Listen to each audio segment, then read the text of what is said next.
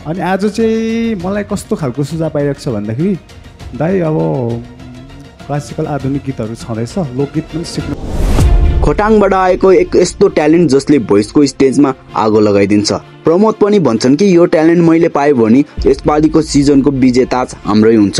यो ट्यालेन्ट मलाई जसरी नि चाहिन्छ भन्दै मेलिनालाई ब्लक गर्छन्।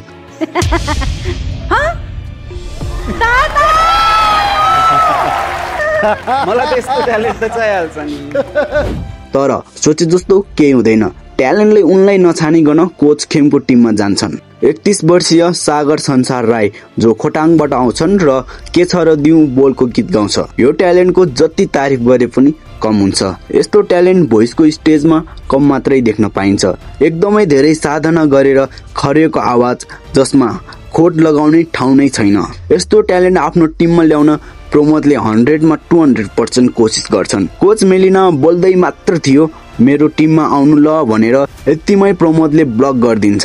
तारिफ गर्दै ट्यालेन्टलाई लोभ देखाउन थाल्छ। 3 चुलाको कसम तपाईँ मेरो टिममा आउनु भयो भने म तपाईँलाई केही न केही बनाएर छाड्छु र मैले यो ब्लक यत्तिकै जो कसैको लागि खर्च गर्दिन। भोइसको विजय ताज ल्याउने ट्यालेन्टको लागि मात्र खर्च गर्छु। मेरो टिममा आउनु भयो भने हामी यो सिजनको विजय ताज ल्याउने छौँ। यतिमै रोकिँदैन प्रमोद।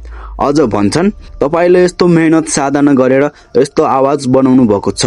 मलाई थाहा छ आज यो चेयर नघुमेको भए तपाईको मनमा ठुलो दुःख र पीडा हुन्थ्यो। हो त्यस्तै पीडा मलाई नि हुन्छ यदि तपाईले मेरो यो ब्लकको कदर गरेर छान्नु भएन भने। 3 चुलाको कसम भनेको सानो कुरा होइन। बाचा गरेपछि पुरा गर्नै पर्छ। यो विषयमा अझ राईहरूलाई राम्रोसँग थाहा हुन्छ। तपाईलाई जसरी चेयर नघुम्दा दुःख हुन्छ सायद मैले ब्लक गरेर मेरो ब्लकको बावजुद पनि तपाईले मलाई छान्नु भएन भने मलाई पनि डिप्रेस नै हुन्छ।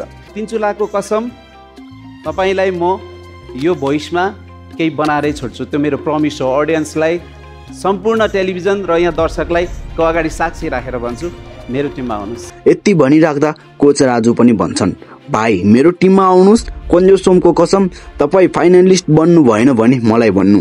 यहाँ कोच राजुले पनि ठुलो बाचा गर्छन्।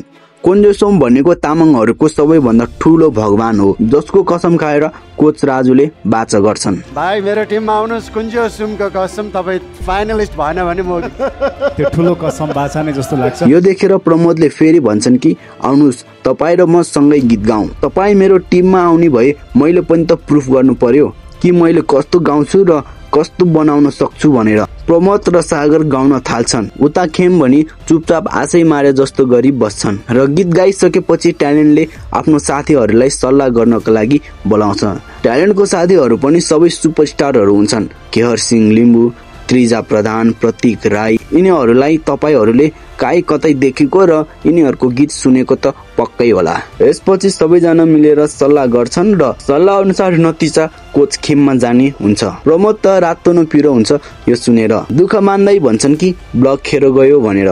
कोच मेलिना पनि थप्दै भन्छन् पाप लागेको भनेर। खेम भनी जिस्काउँदै भइगयो नि नरुनु न भन्दै प्रमोदको आँसु पुछ्या जस्तो गर्छन्। नरुन त भयो त भइहाल्यो त फेरि।